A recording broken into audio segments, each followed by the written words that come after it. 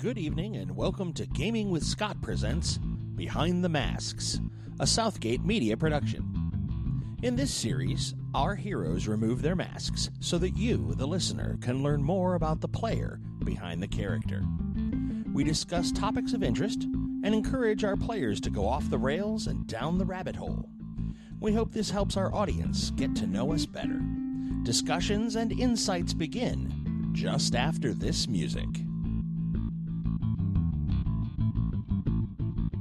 Good evening, ladies and gentlemen, and welcome to Gaming with Scott. We are currently recording a Behind the Masks with a special edition. We've got a special guest here this evening. I am here with Rico, as always. Yo. And I have with me Jay Payne. Good evening. Yeah. Jay Payne was instrumental. For those of you that have heard the Storyteller series intro, I was asked the question, and this is sort of the groundwork for where we're going with this one. I was asked the question, well, gee, Scott, when I could pick any game that I wanted to play, and they said, let's do a podcast, pick a game, we're all going to play it, 5 of us are going to group around the table, Scott's going to storytell it. What game do you want to play? First thing that rolled out of my mouth was Marvel. Face rip. We're in. We're going to do the old school, not the new Margaret Weis stuff, the old school right. Marvel. And when I was asked, why did you pick Marvel? 2 names came out of my face. First one, Jay Payne. Second one, Mike Simon. And that's why we threw out the intro, and I'm not sure if those have hit just yet. It might be that I think you'll hear them before you hear this. However, when those come out, I'm going to be tagging you in them both on Facebook and on Twitter. But you'll be the answer to the question of why did I do that, and we go into it a little bit. But I thought Rico would be interested at the very least, and I'm glad to have Absolutely. you. We're at Gencon2016. I'm very glad that you came by to talk to us. You were the, if not the motivating force, a driving interest in wanting to resurrect Marvel Face Rip. Yeah, it's a great system. I mean, that's all there is to say to it. I actually resurrected a game for myself with some friends 5 or 6 years ago, maybe 7 years ago. Played the old Phase Rip system. We had all the old books, Ultimate Powers, of course. Can't go wrong with that. We actually, myself and Mike Simon, I don't know if you remember this, but we actually redid the Phase Rip table. Yeah, but to add the blue in. We added a blue section. I was looking for that the other day. I can't find it. Do you still have that? I'll have to look, man. Because if you do, I want that table. Yeah, I know. Because we created a couple new columns as well. Right. And we also had the blue section going on. And we did this in just on old graph paper. Yeah. And we used colored pencils to do the coloring for it. And it was great. So we created like something between the yellow and red so you could have something that's kind of extreme without being super extreme, And we created a couple new shifts because, you have a shift X, Y, and Z. Mm-hmm. We created a couple of levels in between that and Class 1000 because there was kind of like a gap there. Right. And we never really gave them an official name. Unofficially, we called them Dope, Marvelous, and something else. I don't remember. Somebody else named them. I'd have gone with Alpha, Beta, Gamma, and stuff like that. Ooh, that would probably work now. Dope's kind of out of favor. No, yeah, a little bit. But that tells you. Dope is still a pretty good word. I love that Dope is word. still dope? Is that what you're saying? Yeah, it is. Awesome. I use it. I've probably used it more than once in the podcast. That is actually. fantastic. No, it's a great word, but it's not, it's not normal nowadays. It's Guys not, our age it's not use it. totes cray.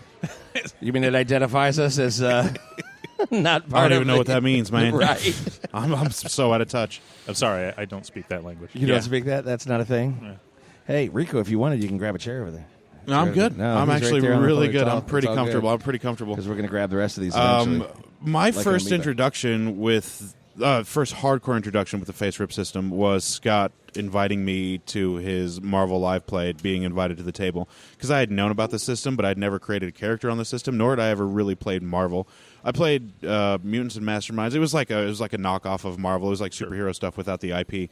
And we didn't. I don't think we used the Face Rip system. I think we used the percentage system where you'd have to roll under a certain percent. You know what I'm talking about? Like you have like a 40% of the skill, and you got to roll under that. Right. I forget what that system's called, but Isn't that kind of like Rifts and Team yeah, Fortress that's use it. That's it. Robotech, they all kind of use a percentage. Yeah, Yeah. that's it. And I I haven't role-played any other game in the last 2 years other than the Marvel live play with Scott because my heart just won't be in it because I've come to love this phase rip system. And I believe it's probably better than the D20 system that you see in a lot of other tabletop games because that really, I mean, it's really simple. Like, you roll and you succeed, but I like the difficulty, or not the difficulty, the levels of success and failure that Face Rip offers the players that you don't get in a lot of other systems, and it's a shame that Face Rip is not used wildly as much as it used to be because you can run any game with the Face Rip system. Right. In fact, one time... That's going to lead in. Go ahead. You're talking about the time I ran like a D&D yes. ripoff? Yeah. Yes. I ran a D&D ripoff using the Phase Rip system. Yeah. It didn't last very long because, you know, I'm kind of one of these guys, like, when you play a game and you realize it's kind of like another game. Right. Why would you play that when you... Like, when you could go play the original. Yeah, it's kind of like someone's like, hey, let's go play, you know, Descent or something. And I'm like, what's that? Well, it's like D&D, only you roll a lot of dice. I'm like, well, I'd rather just play D&D. I already know. And know the rules. I'm going to have I'm one already D20 there. say, yeah. Right. So, you know, it didn't last very long, but it was kind of fun. So, funny you should mention that, okay? So, I don't know if you've listened to the podcast at all. Doesn't matter one way or the other. It's all good. The Kalons. I love those guys. Well, not really. I hate them. You hate them, right? I hate them. But you had fun interacting. I think I had the most fun out of the entire live play group. I wanted to stay there for as long as Scott was going to keep us there. So what's a Kalon? Okay. The Kalon... I'll get this reference, won't I? Yeah, well, wait a minute. Well, the Kalon was a group that would use batteries to suck your powers out. Okay. So that you would keep a smattering of your power, but they'd get the rest. Okay. And it was a ripoff of your ripoff of the D&D system. They all went down to, like, excellent was the maximum they had. And what they did was, and this was how I ended up, you had your entire power suite with all of your abilities. All of it. And your thing. And whenever you used one, you rolled percentiles. And that was tapped by the battery, and it went... So you didn't have to use a power, but whenever you did, it came down and it was pulled into the battery. So it became evident with relative quickness that the idea of, wait, if we save our powers, we could get a one-shot before the battery sucks them in.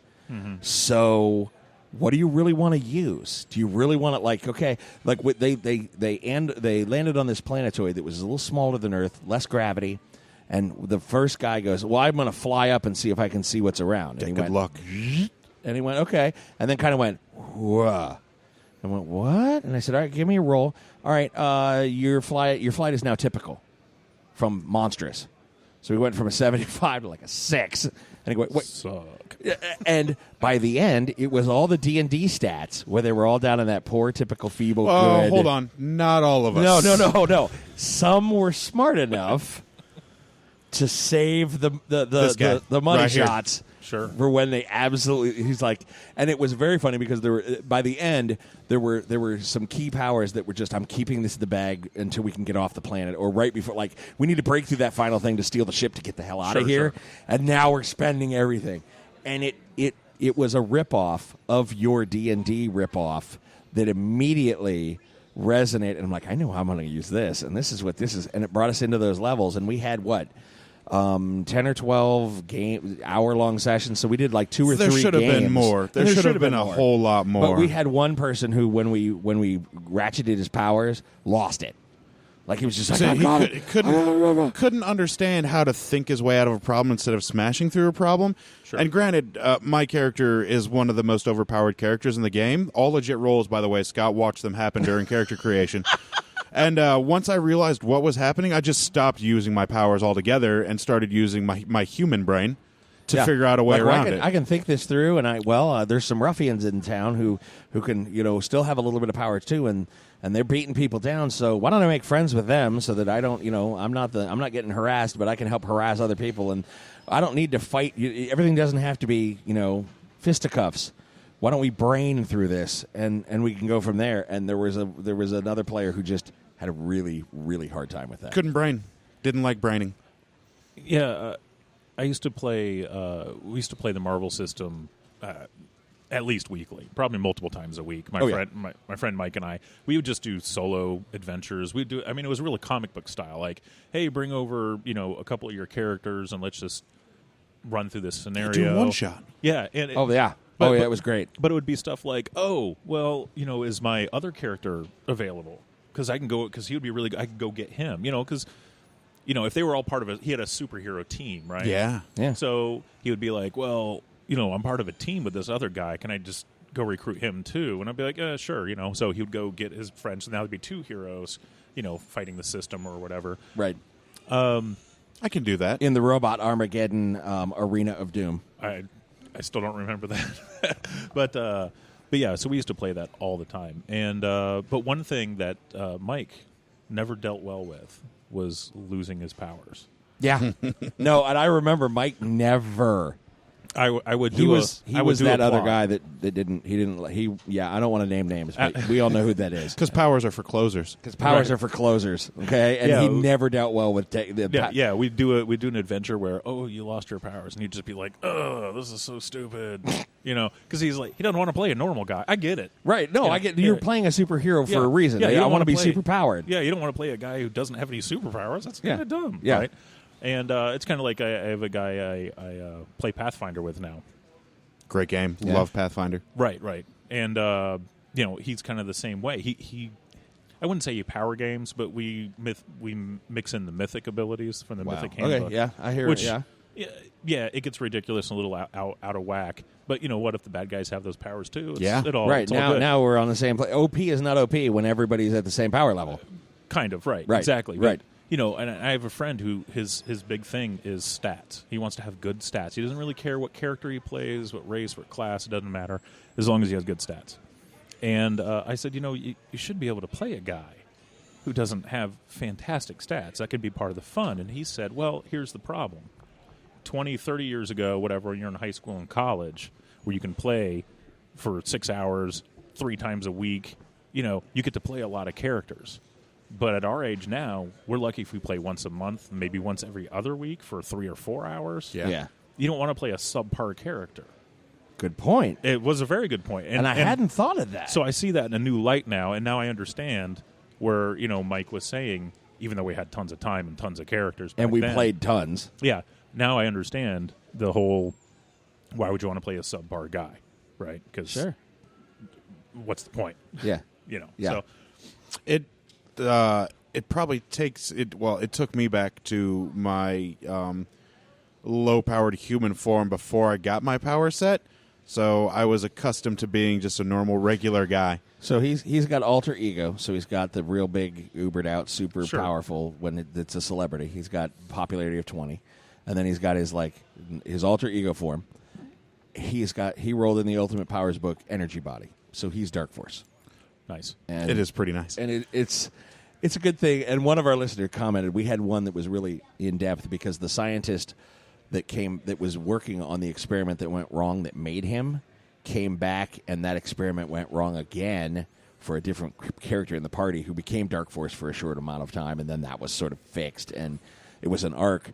But we had a listener that was like, okay, this is now a drinking game with the word Dark Force. If I have to hear this, I would be obliterated by the end of the hour. I would not be able to walk. It would be fantastic. Yeah, we used to roll up characters for Marvel. But what happened was, as we started, the first thing we did is, Mike and I, when we started playing Marvel, the first thing we did is we said, real Marvel characters don't exist. Okay, this is our universe. Right. The Marvel characters exist in comic books and movies in our universe, but this is Earth. But they're fake superheroes. But they're fake superheroes. So our superheroes and supervillains were the only ones in existence. Now, a lot of times what we do is when we're GMing, we just riff one of the villains or one of the heroes and use them. Right. But a lot of times, Inspired by, right? we wouldn't even say that, right? Right, exactly. It's kind of like if you take let's say you're playing Pathfinder again, you take a giant spider. If you don't describe it as a spider, call it a spider, it's just a creature that can run around and bite people and poison them. So you Right. can describe it however you want, and Right. no one's none the wiser. Yeah. It's kind of the same thing, right? So, so once we started populating this universe with our own characters, we started building superhero teams with our own characters, and after a while, we said, you know what? I have the superhero team. I have my brick. I have my blaster. I have my smart guy. I need this other guy, and randomly getting that's not going to work. I'm just going to make up my own superhero, and so we just abandoned character creation as a whole and just did whatever we wanted. And you'd think, okay, so everybody has, unearthly everything. Well, no, because you would still build the character that kind of made sense within the comic book universe. So, yeah, you might have that guy had unearthly something, but there was generally something else that they didn't have. Right. Because, you're trying to build like an archetype, you're trying to build a specific thing to fit in your team. You know? Yeah. So we just kind of abandoned the whole character creation process. And basically allowed everybody to make exactly what they wanted. We would still roll sometimes for power levels. Right. But, if you have a team of heroes and everybody's a freaking energy body, well, that's lame. Yeah. Well, actually, that might be kind of cool. But Right. I mean, I can see how you could spin that and make you go, oh, well, that'd be sort of... Okay, but let's just say... I got an angle here. Let's say half the party was energy bodies and everybody else was an alter ego or a robot suit. Yeah. Where's the quick guy? Where's the massive brick tank? Yeah, where's your looking tank? guy? Yeah. So why not just let everybody kind of pick, kind of like you do in Pathfinder, right? Everybody picks their own profession now, and their own and they race. do their own thing. Yeah. I had an idea of the character I wanted to create when we went into character creation. So go there. And when we started rolling up the character, we rolled everything. That concept went the picture I had for my character didn't manifest with the rolls. Well, and here's the thing. Do you remember? Did we ever do the selective randomization? Oh yes. Yeah. Yeah. We're going to roll 2, pick 1, and then go from there. We started regular character creation, right, and then we went to selective randomization, right, which is where you rolled, I don't know, not even 2, maybe 3 or 4 times, right, and then you'd kind of pick and move on from there, and then we just kind of abandoned the whole thing. And went straight to just I'm making a fire guy. He can fly and he can shoot fire and he has a fire energy body or whatever. And boom, I'm done. Yeah. I don't need to randomly roll because sometimes you'll be creating this guy and you'll get this power. And you're like, this, I have a flying fire guy. Freedom. Which actually was pretty useful a couple games ago. Well, that might make sense with like a fire guy, right? He's like, evaporating the water as he goes. Right. Or whatever, yeah. Yeah, but if you have a for fire the werewolf, guy, water freedom? Really? Yeah. Okay. I have a fire guy who flies and has an energy sheath and can blast stuff, and, he also can stretch his arms. Where'd that come from? That makes no sense. Yeah. I can't even come up with a concept that works. Right, like how that even happened. So that's kind of how selective randomization started. Yep. And then, again, after a while, we just kind of abandoned it and just made what we wanted to make. Yep. So we did selective randomization in our character gens, and we had we had the 3 silos. We had one player who, again, and it was just he was like, I want it all to be totally random, and we were like, okay, random is for closers, and he literally he got this mash of powers that didn't work well. He didn't like them. He didn't like how it came. He didn't like how it came together, and he struggled then because he couldn't he had to come up with this weird story to like you said, for the fire guy, you can't even come up with a scenario where that's a thing. Like, why stretchy arms on a fire guy? Like, where did this even? I'm having a problem here. Then we had the bulk of players who. We had a couple where it was eerily like that fit what I wanted to do with my background in a way that just was really freaking me out here. Like, I was the anti-magic dude, so I got magic suppress and magic detection. Like, these things manifested themselves. We had probability no idea. manipulation. Yeah, and it was all character. A couple side things that made you go, wait, what? And then we had Rico, and Rico was like, he wanted to be the brick wall. He wanted to be I wanted to be like a Captain America type character, like the ultimate superhero Boy Scout type of thing. And the powers I got didn't play to that very well, so I had to make my character be the Boy Scout with the powers he was given, and it actually turned out really, really well. Yeah, sometimes it works out, and sometimes you'll come up with this concept, and maybe you're doing selective randomization, and you kind of start getting a picture, and then you get that wacky power off to the side, And it takes you a little while, but then you kind of figure out how it works, and it works out kind of cool. It in the gives you end. better. It gives you more of a backstory. You get a hook, you can go in a slightly different direction and fold it in. Oh, yeah, I feel bad for Scott. I sent him like a 2-page backstory on my character, like 2 full pages of backstory, and he had to read all of it, and I feel bad.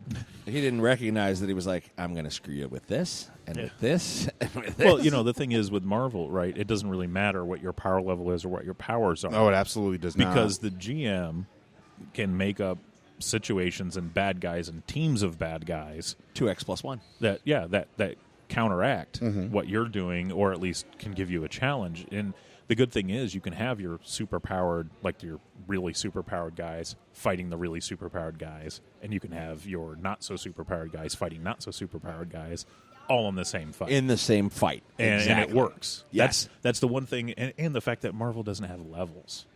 Right. Right? You just get the karma, and you can improve your powers and buy new powers and kind of level up a little bit. Yes, Scott, I see your hands up. So I have a question. How do you do karma? How did you do karma when we were in the game? Are you talking about the wandering karma blobs? Maybe. Go ahead. Rico, do you have any questions about karma and how it's done within the game? Go ahead. You can ask Jay. So Everything I learned, I want to be Jay when I grow up. Everything I learned about Marvel, I learned from him. you're only. Aren't we the same age?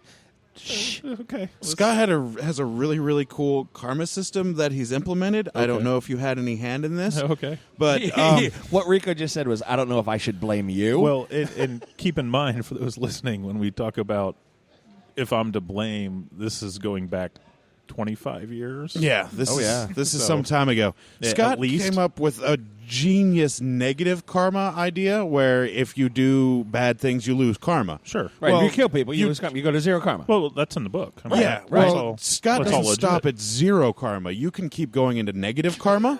I love And it. the villains can then use your negative karma for their roles. That is awesome. They can spend your negative karma Yeah. back to 0. Back to 0. And I don't know Against you. if you had That is any hand in awesome. that, but that is No. a system because we've had a couple people that may or may not have committed genocide. Sure. It's on a planetary scale. It is. You have to be proven allegedly, in a court and of law. those Allegedly, people yeah. now have negative karma, and they're complaining about their negative karma, and then we're sitting here like, well, don't blow up a planet inhabited with a bunch of people. Sure. And Yeah. so it's a really great karma system that he's introduced. So how did you I actually go ahead. like the negative karma. That is a great idea. Yeah. I did not come up with that, nor that's awesome. But if I ever run a Marvel game, that's happening. That's Use happening. it. Yeah, you're like that's in. That's all you. It's in. Do that. One thing I never really liked is about the karma system. I never really liked the whole if you kill somebody you go to 0. I always thought it should just be a set number penalty because there are some heroes, let's face it, that especially nowadays. Yeah. Right? Deadpool. Back in the Deadpool's late not a hero. Yeah, He's a not a mercenary. back in the late 80s, right? The comic books were not nearly as, I guess, violent, you could say, as they are now. Not as anti-hero-ish. The loosening of the comics code since then. Yeah, exactly. So nowadays you have characters like Deadpool. He is a hero, right? In the Marvel system, he'd be considered to be a hero. Actually, he'd Would he really? Well, he'd be an anti-hero. Anti-hero, yeah, I'd call him an right? anti-hero. But yeah. he would be on the hero side. But he wouldn't be a villain. Right. Absolutely, yeah. So you got people like the Punisher, and if you read Punisher Max, that dude's killing people all the the freaking time. Well, that's what he Right. does. Yeah. that's what he the does. Punisher does. And- Well, his and power you is saw guns it on and bullets. Netflix. You saw. Oh, yeah, did you see yeah. Daredevil? And Oh, that was I thought great. that was magnificent. It was fantastic. But he killed people all over the place. Oh yeah. So and people like Wolverine. I mean, I know back in the book they say, in the old book they say, why do you think the X-Men kept an eye on Wolverine so much? That was actually in there when they're explaining how you go to 0 if you kill people. Yeah. I'm sorry, Wolverine kills people. That's what he does, especially in the last 20 years. Yeah. Right. So you got heroes, quote unquote. Deadpool, Punisher. Hell, Batman kills people. I was about to say, you got your know. vigilantes that also kill people. Batman, everybody says Batman doesn't kill people, and I'm always like, until he does. It's like, have Yeah. you read the books? Yeah. Yeah. Did you see what he did to that dude to break him out of prison so that he could go, oh, I'm almost free? And the only thing between that manhole cover and you is me. And yeah, like one of the early He killed comics, that guy yeah, hard. Batman hung a guy from a wire from a helicopter. Yeah, and he may not kill people, but putting him in a wheelchair for the rest of their life with permanent brain damage and shattered fingers, I think I'd rather just be dead. Yeah, right. At that point, absolutely. So that's why I never really dug the whole lose all your karma thing, especially when I think about it in the long run. It should have been either a straight penalty or GM discretion or something. There is. He doesn't set us down to 0 with a kill. There is a scale of how much karma you lose. We don't know the set defined number because we don't need to know the set defined number. That's the game master's number. But the people that have gotten negative karma is because of planet-wide genocide. You kill that many people, that negative compounds over and over and over again. I'm kind of just talking about one-on-one situations. Like as much as people will, diss on like Man of Steel or whatever. At the end, I would have done the same thing if I was Superman. It was either save the child and the parent or kill Zod. Yeah, I wish he would have spent more time saving everybody else. But a little bit of that. Just at the end, that last scene where he has to make that decision. Yeah. I'm sorry, that guy's dead. And, for being a hero, for saving, let's say, hundreds of thousands of people in a city, killing one bad guy who's hell-bent on destroying everything, that should not lose you. It's a numbers game. Yeah, it's a numbers game. Well, but just as a side note, I do not disagree with anything you just said. I agree wholeheartedly. On a side note, Man of Steel, could he not have just put his hand over the guy's eyes? Maybe. Well, I kind of think the heat vision I think was strong enough to burn Superman's Kryptonians. hand? Yeah, right. So burn and then pull them away or something. I mean, maybe just cracker. I thought man, we he had no to choose options at that point. Well, at that point, he had to make the decision whether he was going to be a defender of humanity or a Kryptonian, and I think that's why the director made that choice that he did. Sure. And we can even pull an example out of the comic book, and now we've shifted over to talk about DC here. There was a comic book plot a while back where a guy, I think his last name was Lord, he took over Superman mentally and was making Superman fly around and do all these nasty things. And Wonder Woman broke his neck and killed him.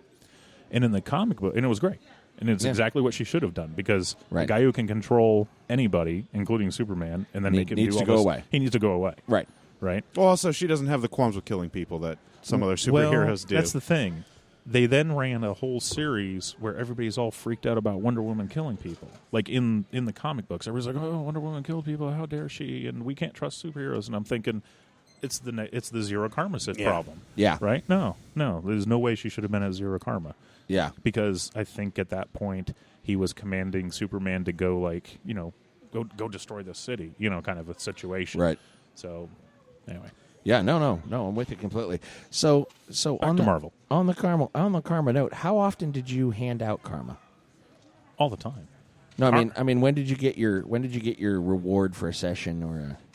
Oh, we were ongoing. Yeah, it's like you do something. Here's 10 karma. I mean, we wouldn't not every 5 seconds, but as soon as your scene was over or the fight was over or whatever, you get your karma. Scott's got a really good karma system that we use in the Marvel game. No, it's a horrible karma system it's not. that everyone complains about except they Rico. Don't. No. Okay, yes, they do.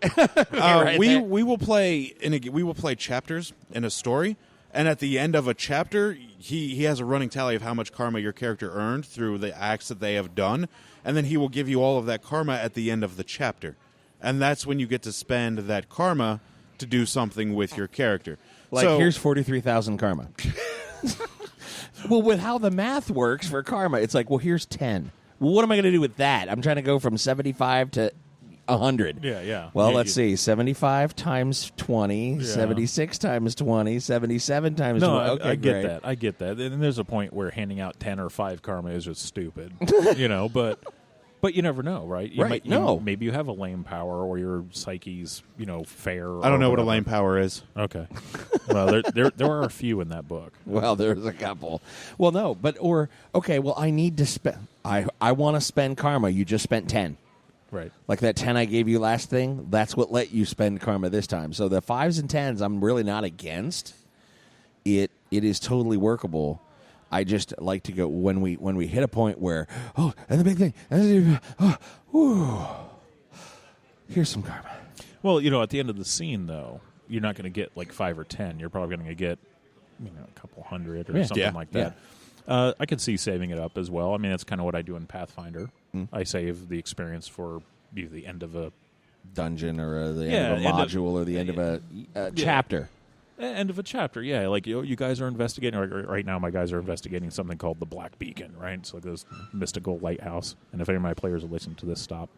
Cover your earmuffs. Well, they haven't even gone in yet. But the point is, they're going to go in, and they don't get any experience for all that until they leave.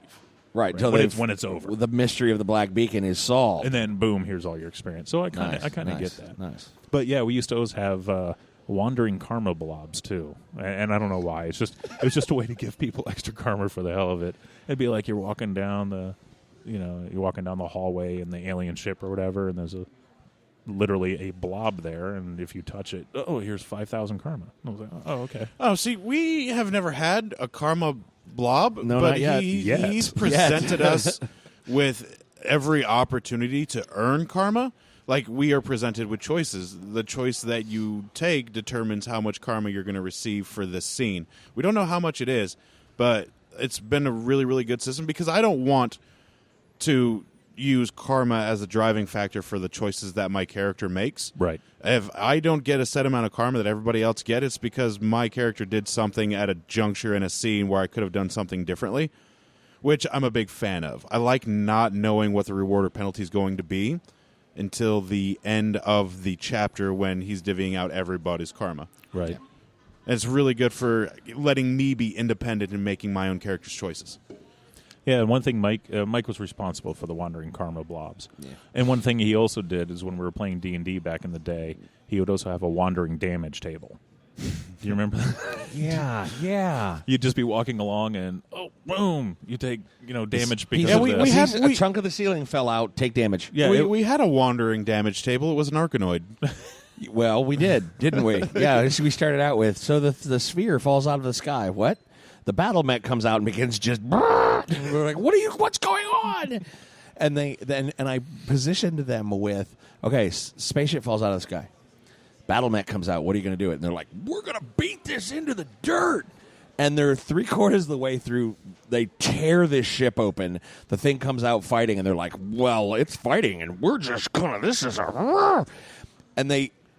3/4 of the way through, they're sort of like, we got one guy who's not the huge fighter, but he's like, okay, I've got X-ray vision, and I'm gonna, I'm looking through. I've got scaled perception, and I'm gonna do the. Is that mech pilot awake? Like, or is the mech? Okay, guys, that mech may just be defending the ship, and we tore the ship open, and then the thing came out and started kicking our ass. Yeah. What? Maybe we should not be doing it. And it was just kind of like, hold up. Are we the bad guys here? Yeah, that's when I stopped raw smashing everything. Right? It was like game 1, session 1. Is when we calmed down. Yeah, basically the wandering damage table was the replacement for having to pre-plan traps or something like that in the game. So you'd just be wandering around and it'd just be, time for random damage. And it was either random damage or a karma blob or experience blob if you're playing D&D or something like that. So that's where all that came from. Because I always liked the random damage table because you get those players in Pathfinder or in D&D where they're like, okay, well, you're in a 100-meter wide room, and it's going to go down that way. And you're like, okay, well, I'm going to check the first 5 meters for traps. Roll. Okay, I'm going to check the next 5 meters for. Like, we got 100 meters. Oh dear God. Yeah. Like, I'm going to check every square for traps because there could be, and I have that power. Right. Let's not. Seriously? It's like, I don't want to take 3 hours for you to walk 100 feet down the hallway. Right. Right? So, as a GM, because I run a Pathfinder game. Do you still use the random damage table? No. Okay. I do not. But I do. But one thing I do is... I call it other things, but yes. I been a lot of fun. basically got rid of traps. How? I just stopped putting Stop putting them in the stopped dungeon? putting them in the dungeon. Yeah. Because... You're just like, don't do that. Because, well, I mean, I'll put them on doors or on, chests and that kind of stuff. Yeah. Pressure, like obvious things like, oh, there's a big evil-looking altar and, there's a book in the thing. Check it for traps. Okay, that makes sense.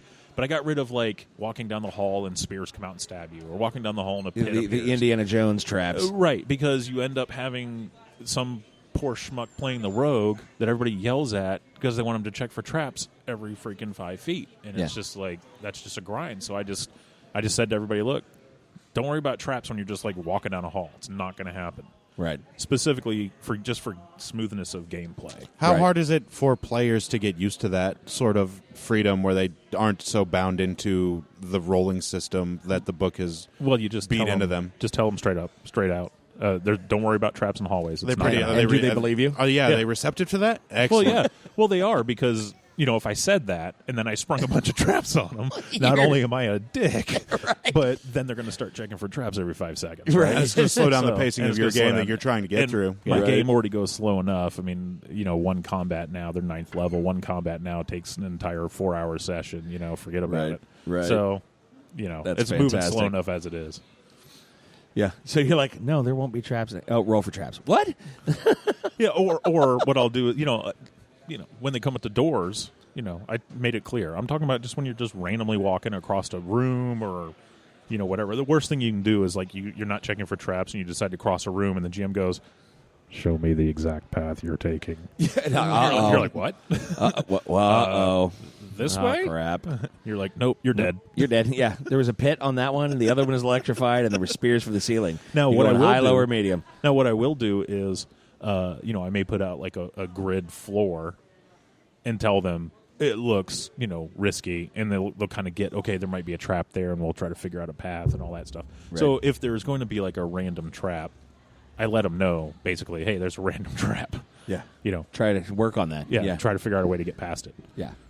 So let your rogue know. Let him fire up. Or I'll just make it plain. Like, oh, you see holes in the wall and a pressure plate. So You're like, oh, all right. Well, so there it is. There Either it try is. to disarm it or just walk through it. Yeah. If you're a badass. Send your tank. There it is. That's what they make plate mail for. Right? Or high reflex saves. Yeah, Yeah, that too. one or the other. Or no mail. Monk's got that. We just jump. He's straight. It's all good. Well, you don't like monks? No, You never did. No, I love monks. They're my Oh, favorite class. Okay, go ahead. Monks are awesome. I'll tell you what sucks. Uh-huh. So they came out with this book called The Advanced Player's Guide for Pathfinder. And generally, I like all that stuff. I played an Oracle before. I think they're awesome. Really, I played an Alchemist out of the Advanced Player's book for Pathfinder. Fantastic. Right. Alchemists are wonderful. Yeah, I played one that got the Master Chemist Oh, thing. that is and awesome. Did a Jekyll and Hyde thing. It was awesome. that's I actually had 2 separate character sheets. That's how different the characters were. Oh, that's cool. When he was freaking out and stuff. Nice. But I have 2 character sheets. All right. We know how that works. they came out with in the Advanced Player's Guide. They came out with all these archetypes as well. And I just got to complain about the Zen Archer. It is such. OP? Can we cuss on this thing? No F-bombs. No F-bombs. Okay, good. BS? That's okay? Yeah, that's Yeah, right. you can say BS. Okay, the Zen Archer is bullshit. just straight out say it. Yeah, we're Gen Con. You can say bullshit. Okay. It's just so overpowered. Yeah, it's it ridiculous. is incredibly OP. Yeah. And it's like every turn takes half an hour just for this one guy because he gets That's horrible. 6 attacks and then So he yeah, gets, 6 shooting actions and quick actions, And not then to he can- mention and then he can spending spend a key. Yep, Yeah, and spend spending another key. shot. Yeah, Yeah. no, I know all about Zen Archer. And it's That's just like, I've purposely not played Zen Archer because I know they are game breaking. well, I've already figured out that I'm just going to. That's not allowed. Like I already know. No, that's a fair rule. No, that's a fair That's rule. not though. allowed. He's Yeah. right though because they are incredibly game breaking. You could take a Zen Archer against a big bad level 15 boss, and your Zen Archer is going to walk through it. Yeah, Nice. I'm gonna ban the Zen Archer in the future. Like I've already banned the Summoner. I never liked the Summoner as a class to begin with. Right. So in general, I kind of want everybody to kind of pass by what they want Right. with me. And the guy said, "Hey, can I make a Zen Archer?" And I kind of read it, and I was like, "Yeah, sure, go ahead." But once you see and then it, it in went, Until practice, you and then see it it went in action. sideways. you're just like On ugh. paper, it looks really cool. In practice, it looks ridiculously overpowered. Yeah. The one saving grace is Zen Archers do not get evasion, so you can Yeah. fireball the hell out of Right. They can't jump out of the way. them. And they're always going to take something, Yeah, So. because they get mega bonuses for not wearing armor, and when you're not wearing armor, you're going to die really easily to some fireballs. Right. And that's Well, exactly armor how that is- goes. with fireballs. Yeah, That's just me. yeah. Maybe it's just me. Yeah. So, You had a bunch of questions. I've been going through them as Oh, okay. as we've been talking. I've just been rolling them in, All right. so Yeah. it's cool. So when you played Marvel, or I don't know if you still do, but when you did you use the real world city and town that you were living in as home base for your heroes, or did you have some sort of comic book city like I don't know, Metropolis or New York or? So the original world that Mike and I made back in the day, we just used New York. Mike was always a huge fan of Spider-Man. Well, it still is. Yeah, and it was the original map with the squares on it. It was New York City. And it came with this the section book, of New York right? City. So we used that a lot, and everything was New York City, unless, we specifically went somewhere else. Muskegon, Wisconsin. You want to ask about that here in just a second. Go ahead. And, so that's pretty much what we used. Now, as we went on, our games shifted from local stories to citywide stories to state stories to global stories to universal stories as we went, I can't wait till we get there. You're already there. Orkanoids. Oh, Moving yeah, I remember on. that. Next. When I restarted playing Marvel, and it was only for one campaign, but I based it in Indianapolis. What I did is I said, okay, this game's going to take place in a comic book version of Indianapolis. And I actually started writing a comic book to go along with it, no funding or anything, so it never goes anywhere, right? Right. But I came up with this idea about how all the superheroes got there and all this other stuff. And, rather than Lilly, there was a large pharmaceutical company named the Daisy Corp. Yeah. And what Daisy was... Oh, Nimbus Corp. And what Daisy was doing... Okay, go ahead. What Daisy was doing is they were recruiting superheroes, and they wanted to form a superhero team, mostly for publicity. But second, since this took place, even though it was a comic book world, it was still here now. And it was like, this is like the first wave of superhero kind of thing going on. So these were the only superheroes around that were known. So, and the reason they were known is because they were recruited by Daisy Corp to be in basically a corporate-sponsored superhero team. So they wore, they all wore the same uniforms that had the Daisy Corp logo. They had like high-tech, imagine like an iPad strapped to your forearm, right? And they could type, and it would geolocate and record vitals and all this other stuff, and communication and all this stuff. So I went like real modern, like if you could build the ultimate superhero suit right now, what would it have in it, right? It would have integrated communication. It would have internet. It would have location and stats and all this other And stuff. they'd pull everything from the Fitbit and all of the... Exactly. yeah. So, and what was going on, and the heroes knew this, was Daisy Corp was recording all that data, all that biometric data, and doing tests on their superpowers in the hopes of turning it into new pharmaceutical treatments for diseases. That was the whole backstory. And the one thing that I had in my mind was that Daisy Corp would never be the villain in the story. I'm so tired of person works for some organization and it turns out organization is bad. That's done to death, right? So I wanted an organization that, once the heroes are in there and trusting, they're trusting, right? Nice. So they had a liaison that never lied to them. They didn't know this, but I did, right? So Nice. Liaison was always like, hey, we need you guys to go do this. But what this did was this caused supervillains to come to Indianapolis specifically to try to make a name for themselves by kicking the crap out of the superhero team. So, like the corporate team that was here in Indy. Right, exactly. So, bad guys would show up, or they would go out to do something, and bad guys would show up to try to, make a name for themselves by kicking the crap out of the hero team. So that was a large driver for some of the plot, and then they eventually stumbled onto something larger. But, it's kind of like a one story arc game. How much plot did you ever come up with your own for your players to follow? Like, did they chase a plot train that you had and then go off and do their own thing and create their own plot that you then had to roll with on the fly? Well, when you first start GMing, so I'm going way back, 30 years. When you first start GMing, you're freight training people right into the tunnel, and you're just smashing them into a wall, and this is where you're going to go, and here's the plot, and You have to go solve this. So go solve it. So but I want to solve do this thing over here. No, solve the plot. And it's like, okay, I'll go over here. Oh, but then an earthquake happens. Now you're over here again. That kind of thing. You mudslide and you're back to where I wanted you to be. Exactly. You start railroading, everything. But as you grow in skill and you kind of come up with your plot, the plot's always there. but I've turned everything into like an open world. So, I'll throw out the plot and just hope, basically. That giant cyclone has been raging in Oklahoma for like 6 months now. Maybe we should just keep leaving it there. Go ahead.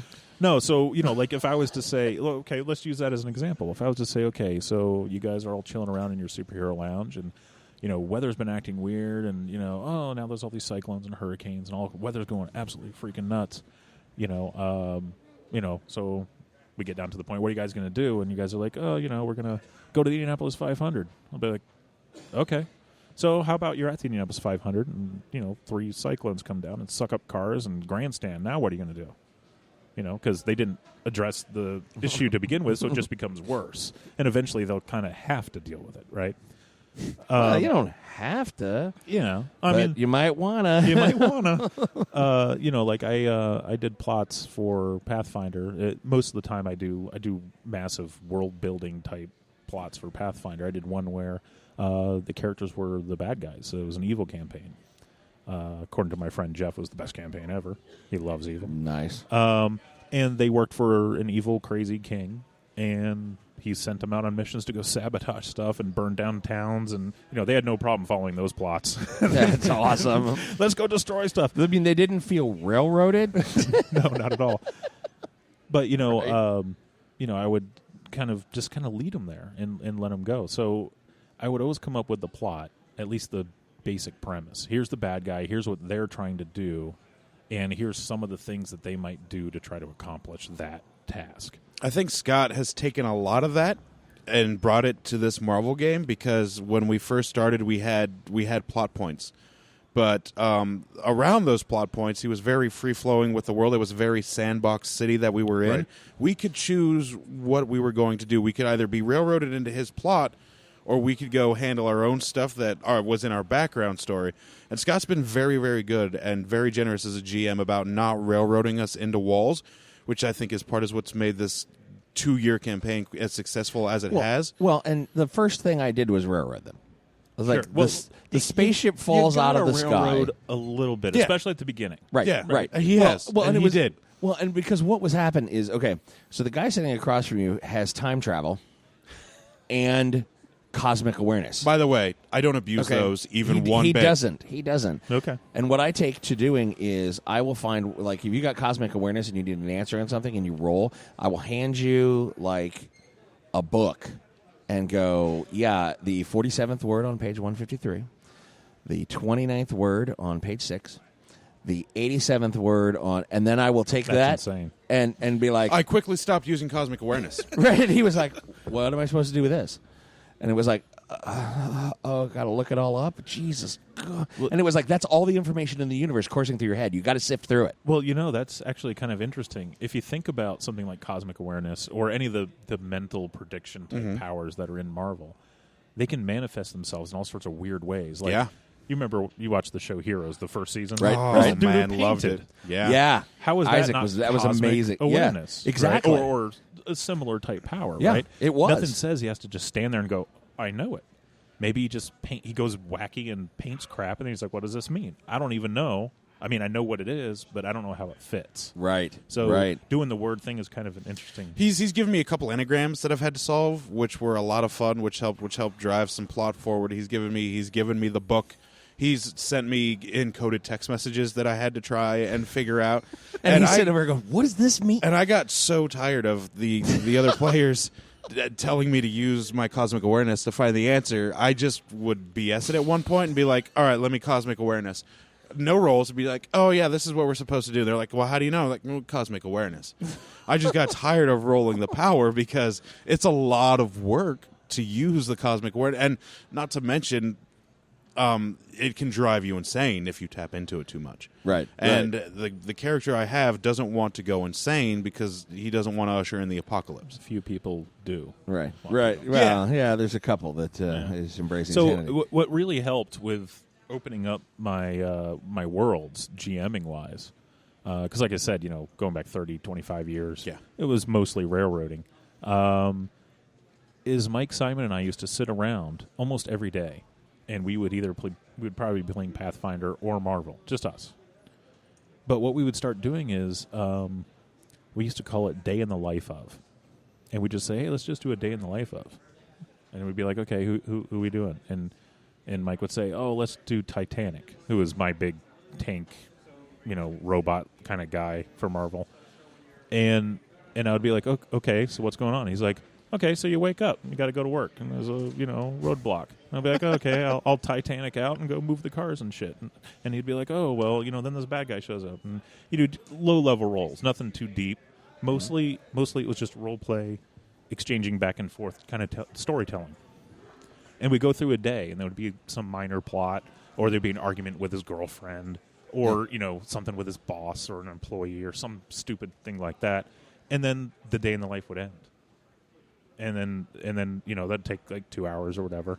And then the next day, we'd be sitting in his room, and I'd be like, hey, let's do the day in the life. I'd be like, who? And I'd be like, oh, let's do quick change. He had this character who was like this white costume, and he would take different shapes and could not absorb powers, but mimic other people's powers and stuff. So we'd do a quick change, day in the life of. And it would be like, that character was a scientist. So he's researching something, and then here's a weird little plot, a little challenge based on whatever he was researching. And it would just be on the fly, just coming up with whatever. Sometimes they would run into a villain and have a conversation about their motivations instead of a fight. Maybe the villain wasn't even doing anything. Just the villain shows up and says, hey, I need your help. I need your advice. You're my adversary, but I respect the hell out of you. Yeah. This is my situation. Something like that. And we used to do these multiple times a week for years. Does that help you hone your craft over the last 25, 30 years on how to be a fluid, on-the-fly storyteller? Yeah, because we'd even do this with D&D characters. That's awesome. Between adventures, right? Yeah. I mean, what are your characters doing? Well, let's find out. Yeah.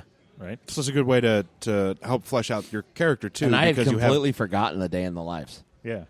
Yeah. I don't remember if we did them for other people or not, ever. No, but I remember you guys telling us we did the thing and we're doing the thing and we're doing the thing. Yeah. So we used to do that all the time. And what that led us to was being able to come up with stories and plots and situations on the fly and how to deal with them.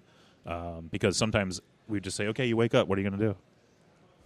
And your character or hero, you'd have to say, I'm going to go do this. And you'd be like, okay. And then you have to come up with some I'm going to go make me some breakfast. Right. And brush my teeth. Well, that's the thing. Why couldn't there be a plot where you go to make breakfast and you need to go to the store and get milk? Yeah. Why can't that be a plot? I mean, superheroes have to eat, right? Yeah. You go to the computer store to buy a computer because you need to get it. Yeah.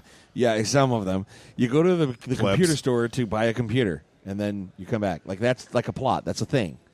Why can't you have that? And why can't you be in line at the Best Buy when a villain comes in to steal a big screen TV? Maybe they're just thugs, or the villain's minions, or whatever. Yeah. And then you're like, oh, I've been in this line for 30 minutes. I'm going to lose my spot in line, but I got to go handle this. Right. Exactly. And then the inconvenience of having to go back through the line would just be obnoxious. Yeah, but of course, you take care of the thugs, and then the store's so grateful they take care of you first, right? Right. So. Or the front of the thing is blown out because it's all explosions, and then it's like, and then you come back in, and the rubble and the bricks are falling down, and you're like, can I still get this? Yeah, exactly. I know that you guys are probably closed. You guys want to go get some shawarma? Yeah, right. Like, I just needed an adapter for my HDMI cable. Yeah, so we used to do that, and it was really just improvising, right? We just improv, and Mike and I became very good at that to the point where we would gather up gaming groups and just start playing with no idea of what we were going to do, and it would work.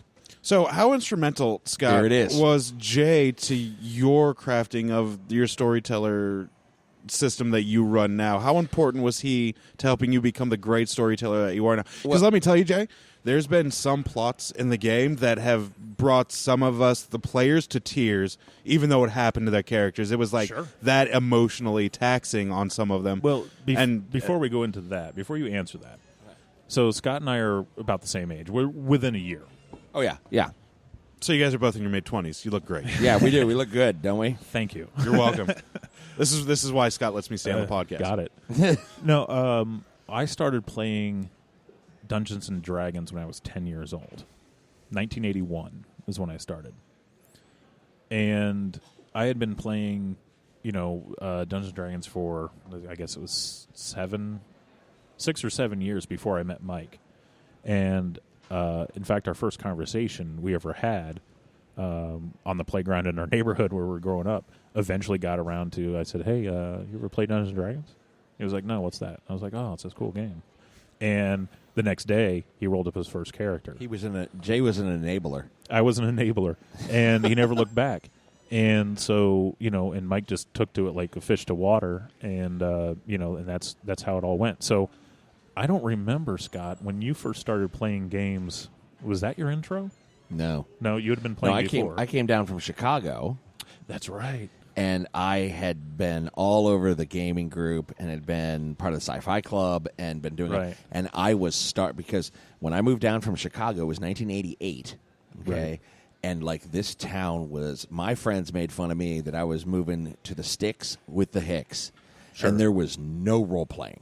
Like there was the Game Preserve was it. Like, there was the boardroom games at the time. That went ugly and south, so I couldn't get anything there. I couldn't even walk back into that store because I really did not like that guy. Yeah, Stop flipping tables. Right. If I quit flipping tables, then... No, and if he's listening, I don't care. But right, he was kind of a jerk. The guy who ran it... No kind of about it. He was... Okay, he was a jerk. Yeah. But, if you walked in, if you were all business, it was fine. If you just walked in and said, hey, I need that book, here's your money, thank you, and you walked out. But if you wanted to talk about stuff or reminisce or anything or talk about, hey, I'm doing this game, it would be really cool. Do you have anything? The guy is just a jerk. Yeah. So anyway, I understand. So I was and as I found at the end, like we lived in this sort of cul-de-sac thing, and at the end, like the out before you made a right or a left to get back on the street, that building and one door over was and I don't know how we met. It had to be on the playground or pool or something. Right. It was at the pool or the playground or somebody said, and it was like, wait, you, yeah. And then it was in. I was like, I'm in. You guys game? Me right here. Yes. Yeah.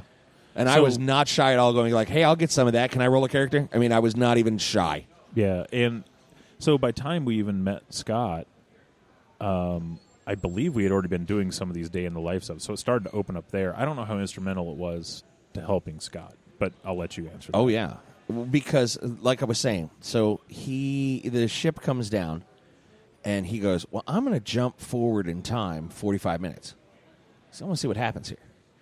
And I'm at the pub. I'm going to just jump ahead and see what happens. And I'm like, okay, you look to your right, and there's a giant swath where the ship has carved through like 2/3 of the city where it has crashed.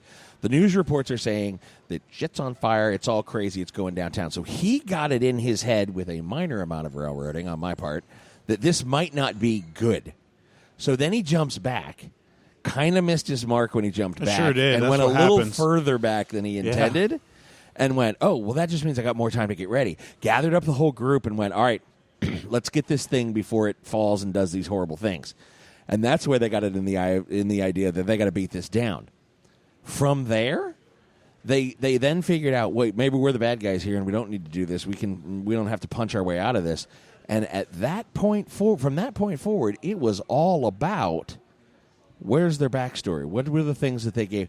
I made, for the first year and a half, maybe 2 plot decisions. The first one was the ship falls down, and the next one was this one weird over here that I wrote up.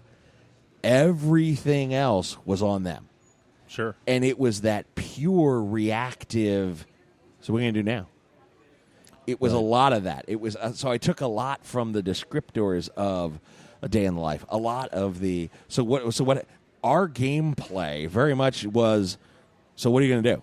Right. Here's what's happening. What are you going to do? It's been very reactionary, but he allowed us to craft the type of world we wanted to play in before the game even started. Mm-hmm. So we had a big hand in the type of Indianapolis that we were going to play in, which has been fantastic. So your game takes place in Indy? Is in yeah, nice. it's in Indy proper. There, I Sure. mean, there are some fictional buildings and stuff like that. Of course, but yeah, we play in Indy where. I guess we're kind of a universal group now because we've been to outer space and been to other planets. But yeah, it's been really, really fun and engaging for a lot of the players to have that hand in the crafting of the world. And the decisions that we've made, they haven't been forced. Some of them have been reactionary, and a lot of them have been precautionary. We're going to go do this before X happens, not knowing what our storyteller, what Scott has planned for us. and it's turned into such an amazing, such a fun game.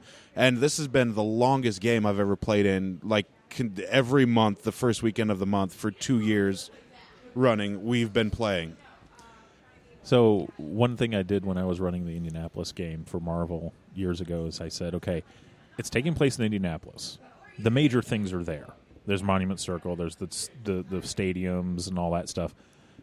But I don't want you guys using your personal knowledge of Indianapolis to try to game the system, right? Aww. Just because you know where the mayor lives. Right. And, all that, don't tell me, oh, I need this key card to get in. I know because I work in that building. No. Right. No, your heroes don't know that shit. So, yeah, don't try to use that meta Speaking knowledge. of, why was I the only hero that took local Indianapolis contacts in their contacts list? Sure enough, he did. He's You like, know I want why? the police chief. I want the mayor. You know why? Because you're probably the right kind of player.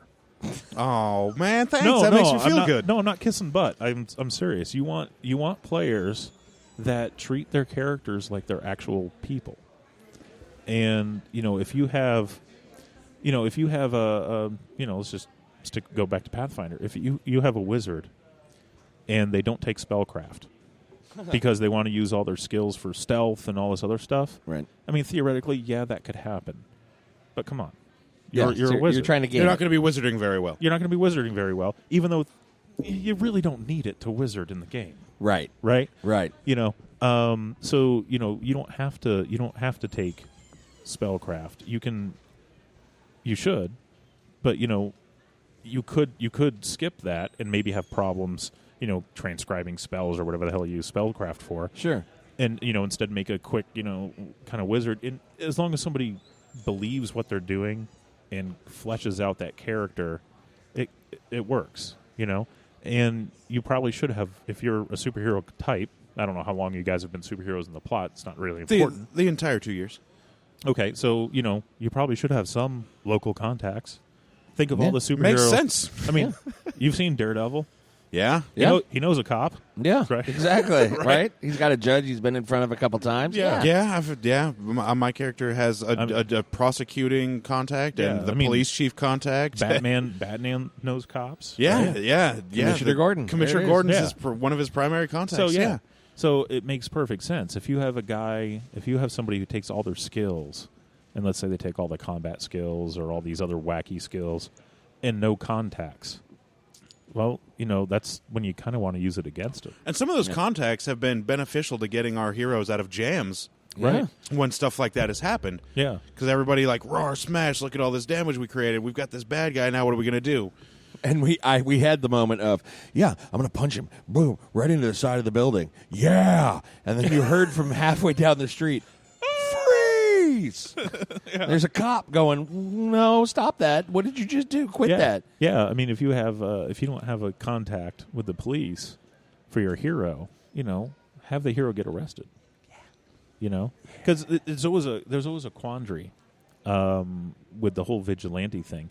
Marvel kind of beat everybody to the punch with the whole mutant registration and the whole Civil War thing. They kind of beat everybody to the punch, but I mean, in today's day and age, that's exactly how it would go down. Yeah. Oh, yeah. So terrorists. Well, not even going to that extreme. Well, Right, it would be comply or get locked up. Yeah. Exactly. Oh, So you better have contacts to keep you out of trouble. I had all of the right contacts at every level of bureaucracy that we needed. So then, all right. So now I will ask you this contact question. The company in question has done you wrong and killed your family. Okay. Like me as the hero? You as the hero. Okay. You are the hero. Okay. You're a science type. So you want to get back at this company. You're going to do this thing. But I'm a hero. You are an anti-hero. Okay.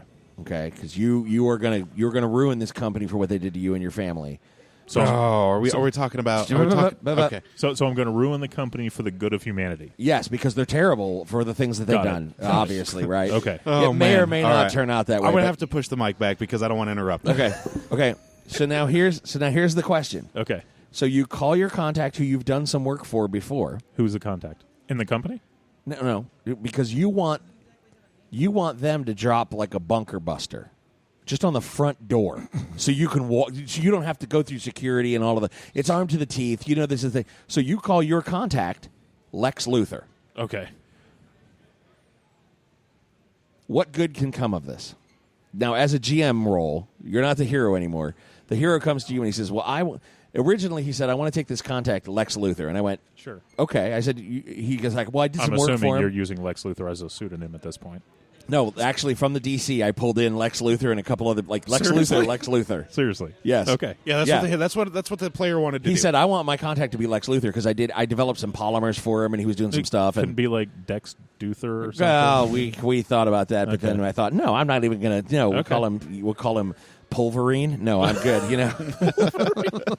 right? I think it's a badger, I think is what you're right. Badgerine, yeah. So he calls up Lex Luthor and says, can you hit this building with a bunker buster Sure. so that I can go through the front door? I don't have to worry about security. No. So, and then seems surprised Okay. when the low-orbiting ion cannon Sure. fired on the building. Right.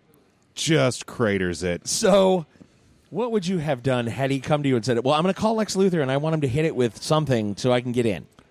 What would your response have been as a GM? As Lex? Sure. Are you insane? I mean, if this is the actual Lex, right?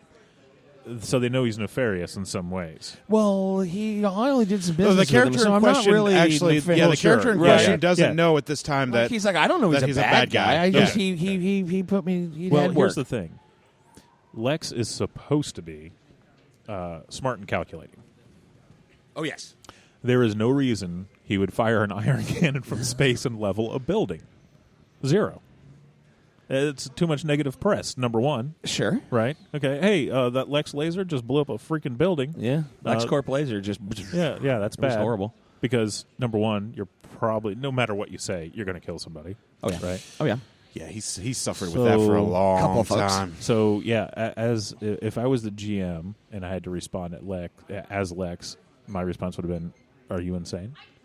I'm not going to level a building. Now, you as Lex knows that in the basement of this building, there's a gate that will open to a dimension where an ally of yours can come. Sure. That you can only fire up with hitting it with a low-orbiting ion cannon. And this might be the excuse you're looking for. You know, he got so pissed at me when he went, Lex was just trying to open that gate, that son of a... You know what? Yeah. That's actually funny. For years, I wanted to run like a Marvel game. There was actually a police detective role-playing game came out years ago, and I looked into it, but then I decided he wants to play a normal guy, right? Right.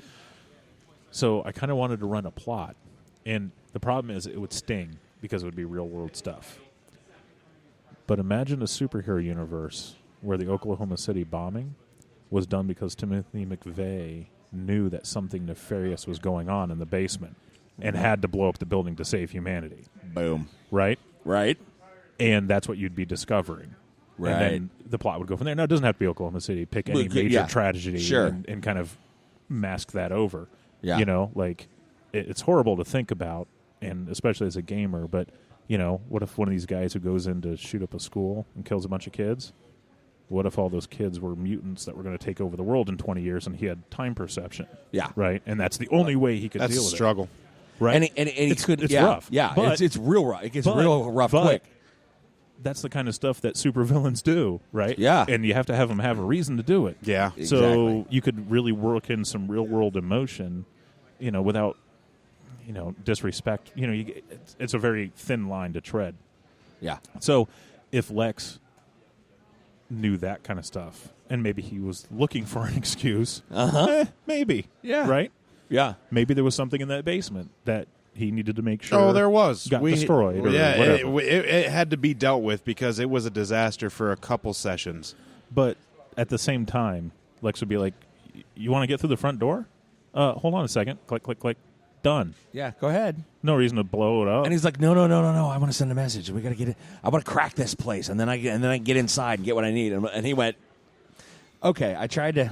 Let's go, and maybe we should." Okay, he did.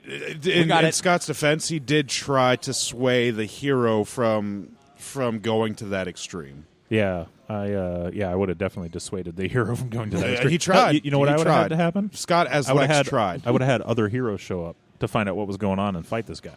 Nice, right? Because I mean, let's say you're a hero team and you're just hanging around waiting for that danger signal. a building just got blew up from orbital laser. Oh, well, let's go over and find out if anybody needs any help. They get there, and there's a hero rampaging through the rubble. You know, hey, stop that guy. And there's your fight. Yeah. You know, and you're fighting other heroes, right? Nice.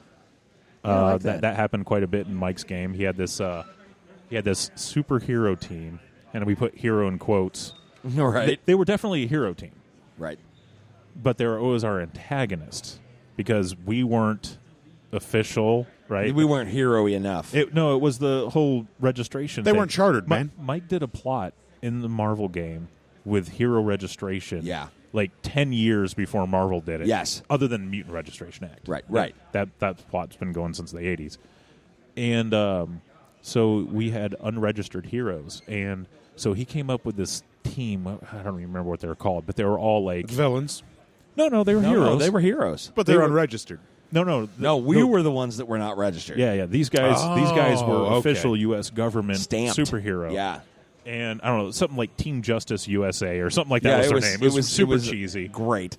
And they would show up and be like, you stop, you're unregistered, and they would show up and try to like get involved in everything because they're the official heroes and we're not. And so they would always complicate things. Yeah, it was absolutely fantastic.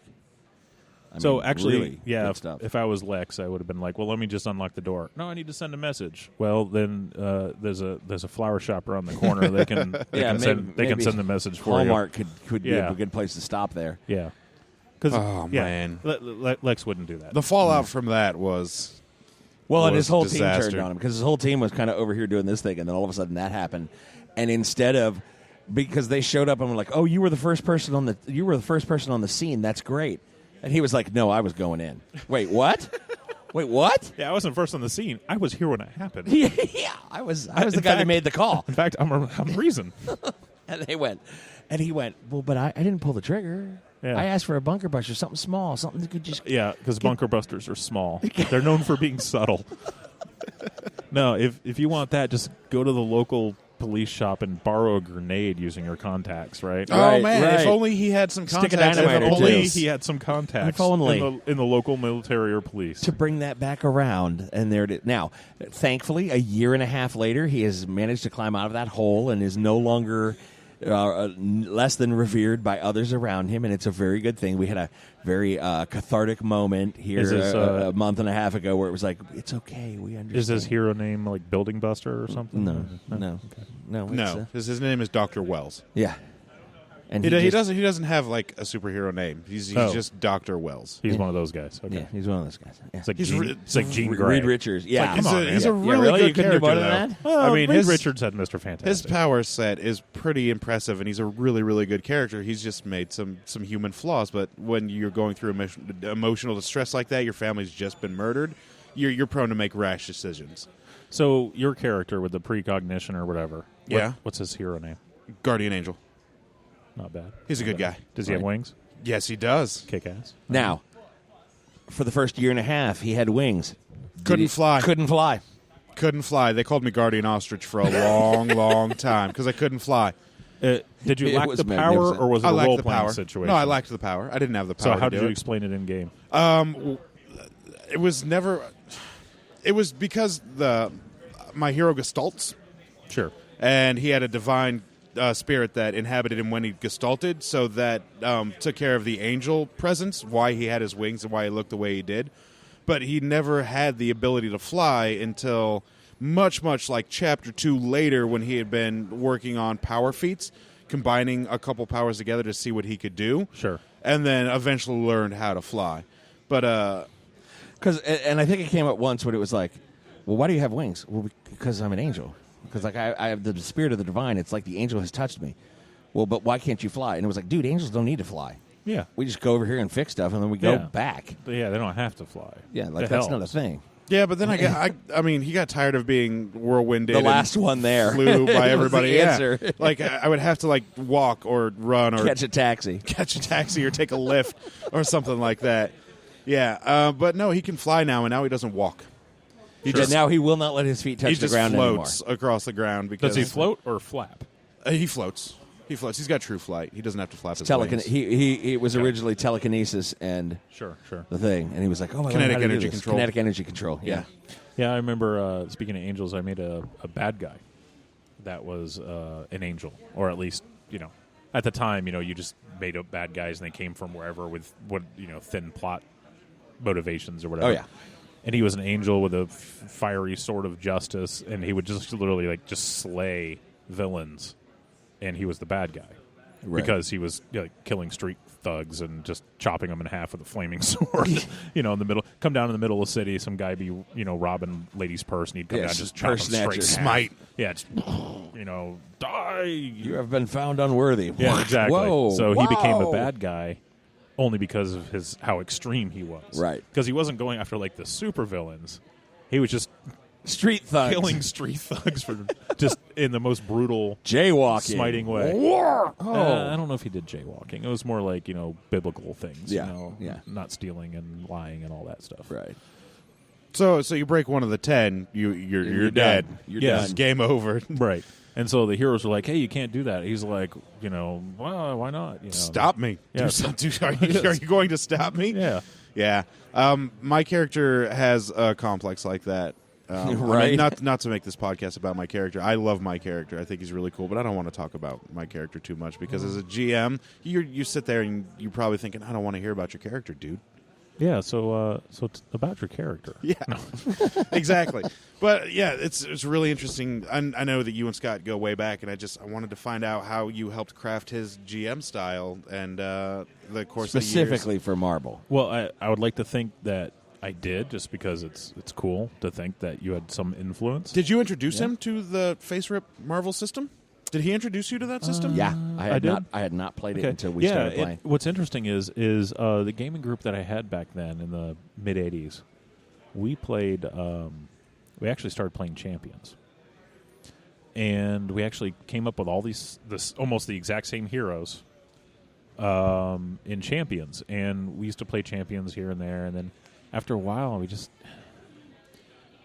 Back then, Champions was... we used to always joke about how you had to know calculus to generate your stats and all this stuff. Obviously, it's a huge exaggeration, but it really was way more calculating than anybody ever wanted to do. Far more crunchy than Marvel. Right, so we kind of got tired of the crunchiness, and... Cthulhu Tech was like that for me. It was really number crunchy. Yeah. Like, it was Battle Mix in the Cthulhu universe. It was really... Whoa.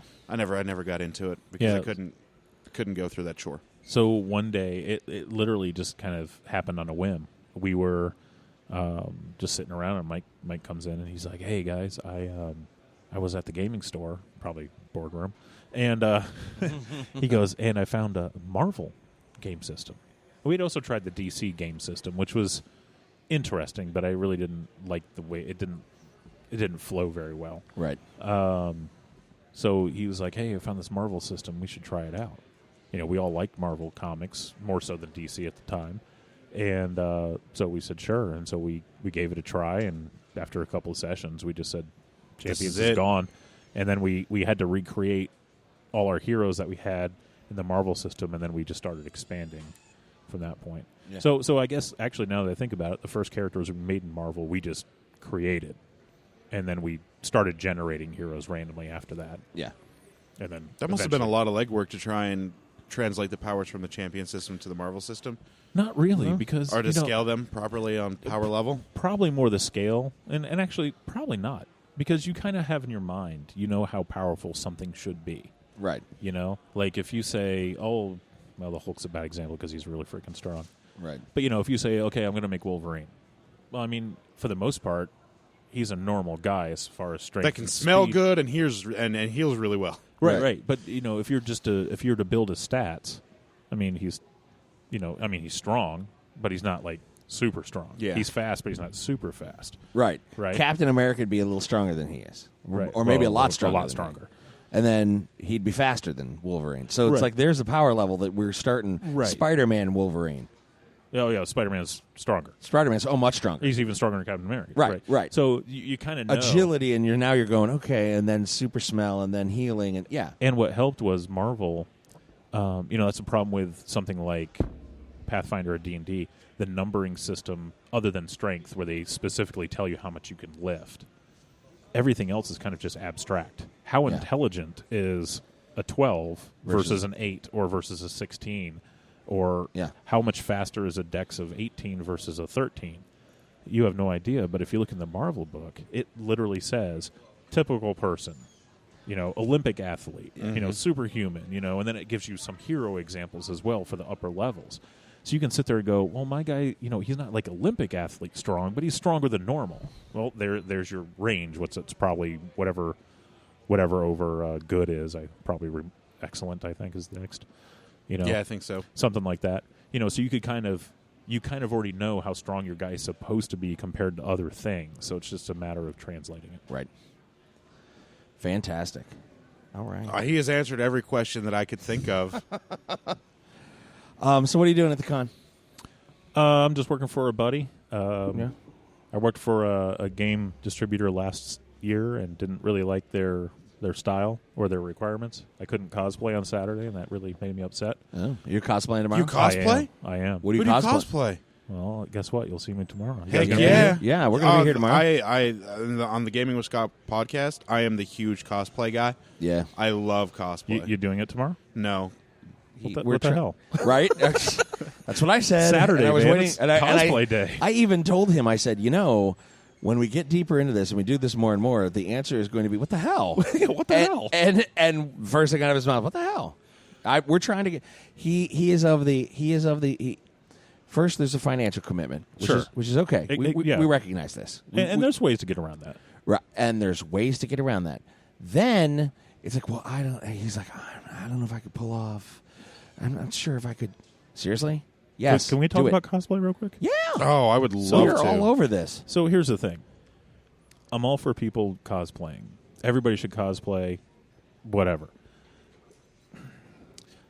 Without being too rude, there are certain body types that shouldn't cosplay certain characters. There are characters you can cosplay with any body type. So you're saying I should not cosplay Quicksilver? Correct. Okay. All right. That should not happen. I wanted to make sure. I'm a big guy, and he's a scrawny little stick. Exactly. So you should get a scrawny little stick to cosplay your Quicksilver for you. It's just kind of the way it is. So that's like my really only rule. There's a lot of people who are really like, that's body shaming. No, not really. Because I'm not saying you can't cosplay. I'm saying you should cosplay a character that you at least somewhat resemble or can make yourself resemble. Right? Because that's a good cosplay. Otherwise, you're just buying a costume for Walmart for the most part. And it's ill-fitting. It doesn't really work. Whatever. That's just me. That's why I haven't cosplayed my Ichigo yet, because I don't have the outfit for it. And that's the other thing. Commitment. There's a lot of, like, that guy right there. He's cosplaying as a wizard.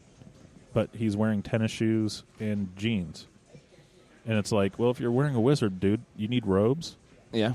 Or at least something that doesn't look modern with it. Otherwise, you're just a guy wearing a cape. Yeah. And a pointy hat. Yeah. And it's like, that's not me. Like, I want to go all out. I'll tell you. I did Stone Cold Steve Austin a few years ago. Yeah, you did. It was 6 or 7 years ago. I had the knee brace. I resculpted my goatee. Nice. I had the T-shirt. I had the whole deal. I had tape on my fingers and everything. And drank beer. It was great. Huh. I did Jamie from the Mythbusters about 5 years ago. Oh, wow. And I grew out my mustache for like 2 months. Oh, wow. Specifically to get that whole walrus thing going. Yeah, my wife hated it. Oh, she wanted to kill me. Yeah, but I bet it was totally worth it for that one day. It was totally worth it. Well, it wasn't even this. It was my friend has a Halloween party every year. Oh, wow. A costume Halloween party. And that's what it was for. And, my wife hated it so much. As soon as we got home, we walked in the door. She goes, go shave that crap right now. And I was like, all right. It's like I grow my own facial hair specifically for things. I did the dude about 2 or 3 years ago. I let the bottom of my goatee grow for 4 months specifically to get it longer because the dude kind of has like a little point thing going. I don't know what they call Lou it. Albano. Oh, I'm sorry. Go ahead. The dude. Come on, man. That was me poking at him. Obviously, I had a wig. Right. For those on the podcast that can obviously see me, I am bald. Right. So like when I cosplay, I want to go as all out as I can. Authenticity. Yeah, I guess. I mean, there's ways to get around it, right? I mean, I saw a guy doing armor. Nothing says you have to go buy a freaking set of armor. You can make your own. Make it, yeah. I mean, you could go buy plastic license plates and spray paint them.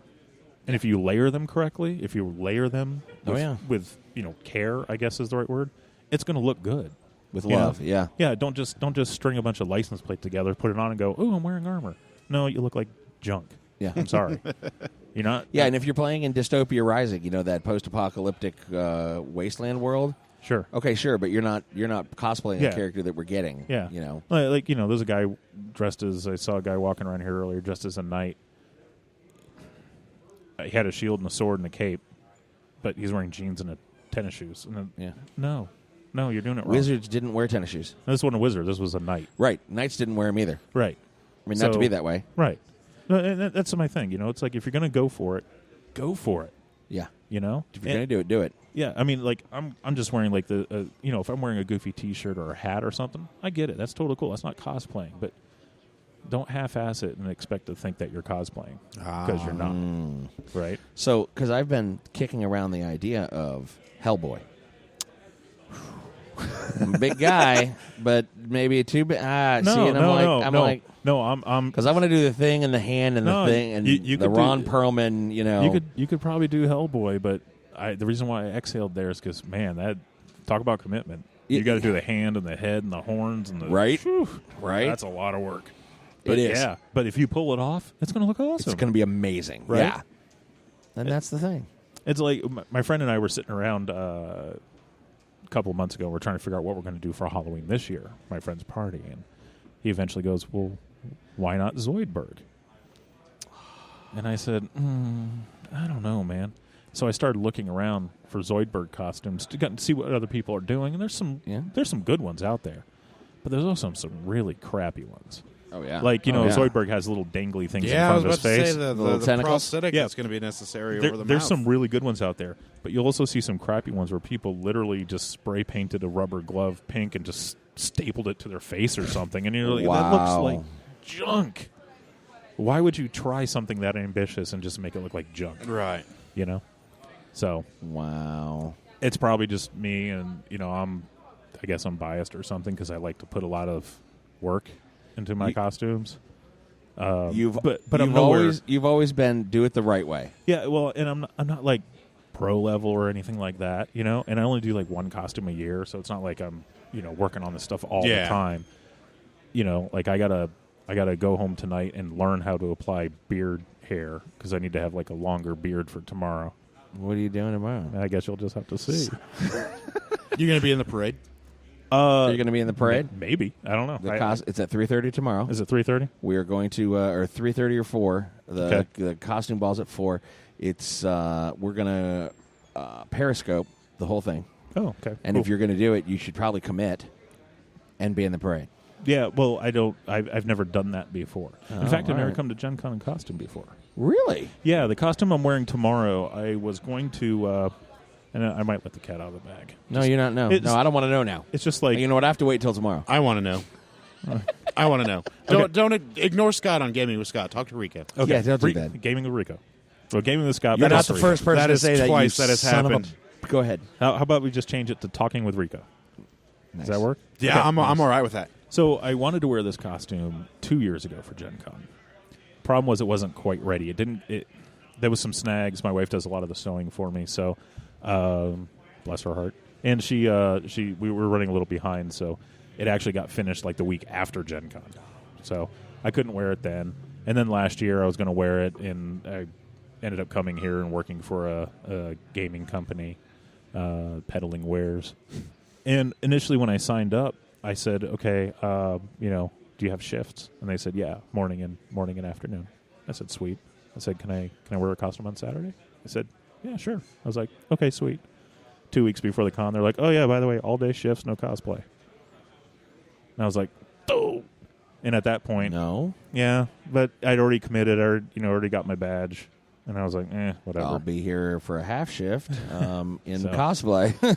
So, whatever. I said whatever, and I did it. I'm not going to say it wasn't worth it because, they paid a little bit, and I got huge discounts on free stuff, and they took us out to good old Fogo Sunday night, which was nice. Oh, yeah. So this costume has been on the back burner for a couple years then. You're itching to get this on. Kind of. Because I couldn't wear it for Gen Con that fall, I wore it for my friend's Halloween costume party. And then I wore it last year for Halloween for work. Okay. Because my work company... I'm thinking back to the pictures. It's on my Facebook. But, Okay. the company encourages people to go ahead and dress up on Halloween. So what the hell? I'll do That it. sounds like an A+ company to work for. Yeah, it's a pretty good one. But my costume... Here you go, Scott. You can close I'm your in. ears if you I'm want. in. La, la, la, la. I'll Okay. just turn mine off. Tenzin from Legend of Korra. There you go. Aang's son. Wow, really? Mm-hmm. Yeah. Are we talking like the Airbender Korra? Yes. Nice. Tenzin, he's the airbender trainer for yeah. Korra.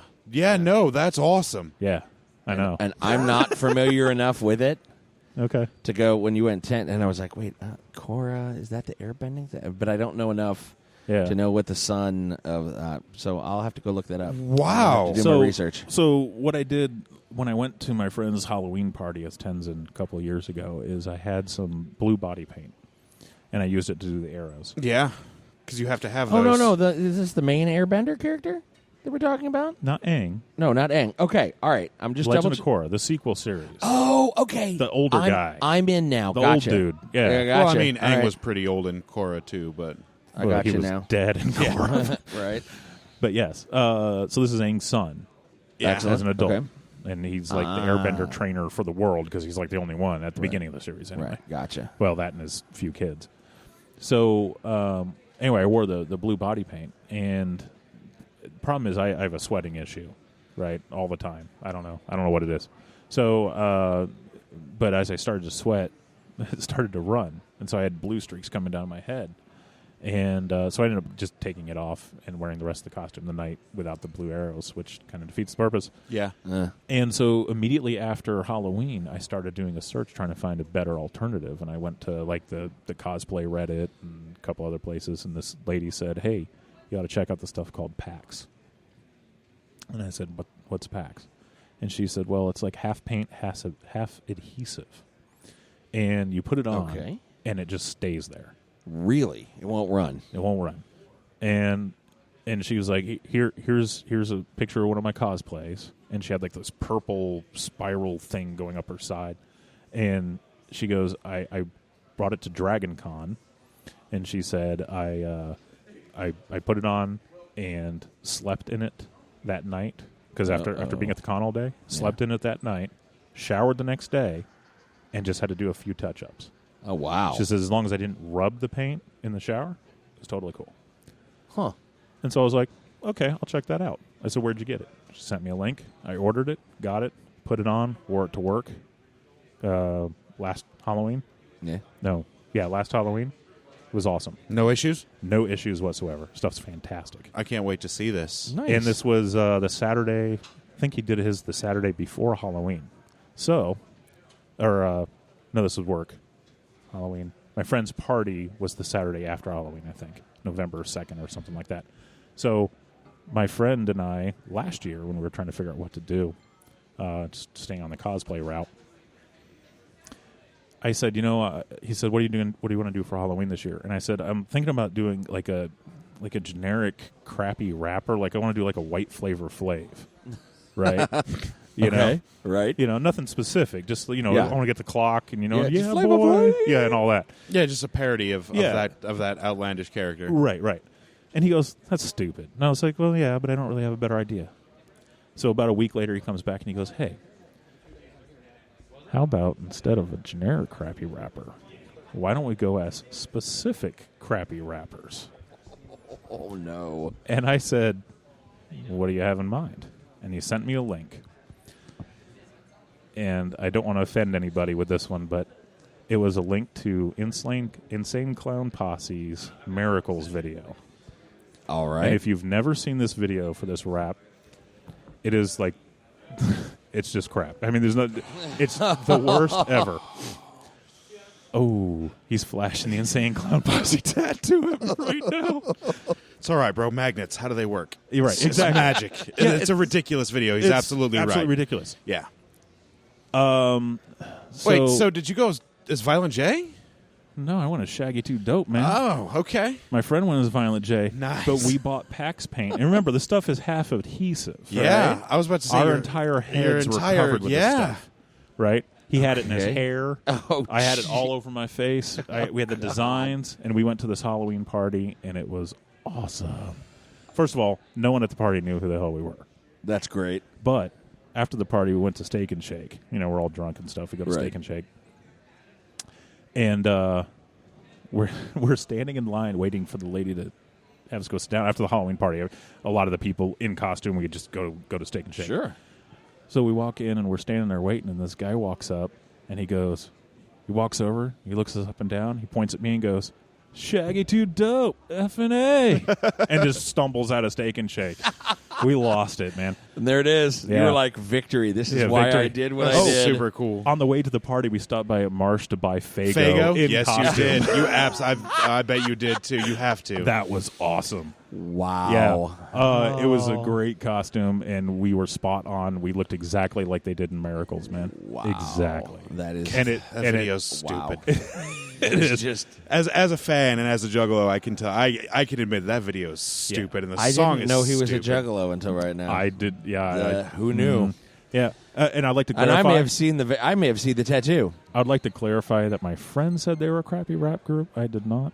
There it is. I There it mean, is. they didn't used to be. Yeah. I mean, Yeah, they've gone just- downhill over I- the 3 decades they've been making music. Whatever. I like I House don't of want to talk about it. I like House of Horrors. That's a good song. That was such a good album. That was the Great Yeah. Malenko. That was the album where they hit. But you know what? You know what? Let's move on. I could talk about ICP forever Yeah. because I've been then. a big fan for a Dr. long Strange time. right there. That's All not right. bad. See, that's not bad. Yeah. See, that's not. Yeah. Need some different footwear, but it's not You, bad. Yeah, but you at gonna- least it's not. You gonna go see New that movie Balance with Oh, Benedict what? Cumberbatch the 17th or whatever? Yeah. I all the Marvel movies are just hitting gold every single time. Oh, yeah. Seriously. It's Oh, yeah. fantastic. Well, and at the end of Civil War, Yeah. I still was more hyped about seeing the Doctor Strange because I saw the Doctor Strange trailer before it came out. Then it was just Doctor Strange. I can't wait. November, get here now Yeah, and because So- I love Benedict Cumberbatch and as well. Civil He's War just- was oh. freaking amazing. Oh, it was amazing. I've Oh, heard. it was really, really good. I haven't seen it, but I've heard a lot of people say it's okay. The movie's been out long enough; it can be spoiled. You don't have to not spoil anything because I haven't Okay, seen here's it. your spoiler. It's awesome. It is Yeah, awesome. that's what I heard. Everybody said it was a great movie. Yeah. Well, and if that's the thing, then we're gonna have to watch it because we'll get it. We'll get you on. I'm sure it'll be out on DVD and Bluray. Well, We'll get you taken care of. soon. Yeah. I mean, I don't Yeah. watch DVD because it's an inferior medium. It's Blu-ray. Wow. Blu-ray's the only medium. inferior It is. DVD is inferior. Deal with it. Oh, all right. There we go. So you're cosplaying tomorrow. Yeah. Yeah. Kids on Sunday or fam on Sunday. Yeah, I'll be working at the booth still, but All I'll right. probably take half the day off and walk around with them, Right on. Right on. I got my 19-year-old daughter and Nice. 16-year-old daughter. 16-year-old loves cosplaying, too, although she's not doing a costume. She actually has a T-shirt that says cosplay, do it right or not at all. Seems to be a That's pretty family savage. fan. Yeah. Yeah, she's done a few things. She's done hair dyeing and colored contacts. She did those when she was 13. Wow. Stayed in costume for 9 hours with colored contacts in. Jeez, man. First that's time dedication. putting contacts in. So she loved it, dude. Did you have eye drops on hand for her to keep her eyes moisturized? Not at the con. Oh, wow. Wow. She just toughed it out, man. But it was awesome. They were Holy blood red. She was doing Wow. a character, Sebastian from Death Note, I think. Or Yep. something. I'm No, familiar. Black Butler. I've wow. never seen Black Butler. Okay. Yeah, as a character, it's a guy, so she was gender bending as well. Wow. But he wears like a tuxedo and has like messed up hair and red contacts. Wow. That's super cool, man. That's Yeah. totally cool. Geek parenting done right. Yeah, that's right. Absolutely. That's how you need to do that. That is magnificent. That is fantastic. This is the second con we've done press, and we've met cosplay legacies at both cons. That have been done as magnificent things. Yeah, I've been coming to Gen Con every year since they came to Indianapolis, and Nice. it's awesome. Were you sad with the whole riff rebel that Gen Con might not come back when that happened? Actually, that's the first I heard of it, and it's making me sad. All right. Oh, Yeah. Wait, sorry, man. The RFIA, the RF, You talking about the RFRA? religious freedom? RFRA, Yeah. yeah. Oh yeah. Yeah, where they went, and then they caved and went, oh, wait, all these businesses are going to leave? Oh, Never yeah, mind, yeah. never mind, we're good. The We're company good. I work for was one of the front runners of Yeah. that push. Oh, So, yeah, because they were not happy Yeah. all the way around. it was going to be a bad day for everybody if Gen Con moved. I work for. I'll go. Is it cool? Is it okay? Yeah, go ahead. Yeah, it's totally good cool. with you. Yeah, it's fine with me. I work for Salesforce. Right. Yeah, And, and they were on that list. Yeah, they were like the CEO of our company called up the governor or something and was like, "Hey, remember how we told you we were going to bring in like 8 billion jobs? Yeah, we're not going to do that now. And in fact, no one's allowed to travel to Indianapolis for any reason whatsoever. Yeah. You know, Yeah, and it we're was like, done wait. investing in your state." And I was like, and a bunch of other businesses. signed lot up of for them. that Oh, too. yeah. And then they caved. Angie's List. Yeah, and they caved a bit, and then just a while back, our company signed. We're going to be taking over the big building in town, the big one, Nice. The big one? the big tall one. Really? Wow, right on. That's totally Yeah. awesome. So once they caved, we went back and said we're reinvesting. So Nice. I wish I could say I Nice. control that, but I don't. Nice. But Well, you're part of it though, and that feels just as good. I just work there. I'm gonna. You were integral to Yes, the absolutely. making of this happen. And Absolutely. that's how that worked, and that's how that will be billed. That's right. This is going to be completely what happens. That's what happened. Right. That we are now weaving. That is the history. That is the mythology behind. He was instrumental in having the governor buckle and take over the Chase Tower, which is now going to be the. Well, more importantly, Salesforce Tower. more There importantly, it is. he was instrumental in helping you craft your storytelling that I've come to love and enjoy. And for that's the why last I'm 2 solid crafting years. this story. That there it is. When I can't hear you, so go ahead. How long did this go? Well, we were going to wrap up in about 5. Oh, okay, cool. Why? So, what do you? well, I didn't want to bring something up if we didn't have time. Okay. What were we going to bring up? Were you going to ask about a certain town in Wisconsin? Oh yeah, what happened? What was it? Oskokogie, Wisconsin, or Muskegon. Jeez. Oskuskegon. Sorry, Muskegon. Muskegon. Muskegon. Yes. Muskegon, Wisconsin. Muskegon, Yes. Wisconsin. What happened in it? Wait, Because we got like 10 minutes or less. Okay. is this No, like no problem. is this Oh, like yeah, a? I know, we're good. A real life thing that happened, or is this a game thing that happened? No, it's a game thing. It's a game. Oh, So okay. I actually texted my friend Mike yesterday, Yeah. and I said You I text ran Mike? into Scott. I said he's running a Marvel Superheroes game, and his players are about to make a visit to Muskegon, Wisconsin. He responded lives his- back, LOL, of course, Right. and then said, "Well, it is the center of the superhero universe." So, And there it is. am I going to spoil it? But if I No, tell him what no, happened go- way back in the day, Tell them what happened way back in the day. okay. So why is Muskegon the center Yeah, of the just- superhero We're universe? gonna it's just get- a we're gonna get spoof, there. man. It's We're gonna just, get there. just for the hell of it. Right. So we, That's letting the cat out of the bag. Go ahead. well, that's in our game. I don't know what's going on in yours. Right. Go ahead. Okay. So Mike had this big bad guy, kind of dimensional level bad guy, and he had he had his own pocket universe dimension thing going on. And it turns out that the doorway to get there was located on the 3rd floor of the Holiday Inn in Muskegon, Wisconsin. Yeah. Why? No idea. Because it's There out it of the is. way. Because There it nobody's is. going to think Right. of Because that. nobody's going to go there. That too. Well, right? this was the latest portal to his little pocket Yes. universe, Yes. right? Because we had been fighting him for years and shutting him down here and there. And so we find this out, and we go to Muskegon, Wisconsin. We go to the Holiday Inn, and it's only 2 stories. And we go, what's going on here? So we go inside. It's a Holiday Inn, so it's not like it's hard to gain entry. Yeah, right? you just walk Yeah, through the you door. just- walk you just through come the door. in. We find the staircase, and eventually we find out that we get to the 2nd floor, and there's another door that says stairs. There's another set of stairs up to Yeah. the 3rd floor. So we go up there 2 and we open floors. it up and we go in, and then we're in his pocket dimension, which of course, he has his own little super villain team, powered people. Think of kind of like Galactus and his heralds, only if he had like 3 or 4 heralds, and it wasn't Galactus; it was just like a dimensional bad guy. He wasn't like trying to consume Earth or anything like that. Right. He was just a big bad guy who wanted to rule everything, and it had like 3 or 4 super powered villains that we were facing all the time. All the time. All the time. And, yeah. So, Yeah, it was that very was good basically it. That's a cool idea. Yeah. The third floor that doesn't exist, but Well, it sure. does as soon as you get through the doorway of the pocket dimension. Oh, Yeah. man. It's very nice. Yeah. Where- it was bigger than that, of course, but I mean, that's the. Yeah, that it's was bigger on the gist. inside. That's how Right, it works. right. So, That's that was how the it's- gist, yeah. So, We have a thing like that right now in the middle of nowhere, Oklahoma. That's actually a Bifrost bridge. I think that's stuck opened. Isn't that Muskegon, Oklahoma?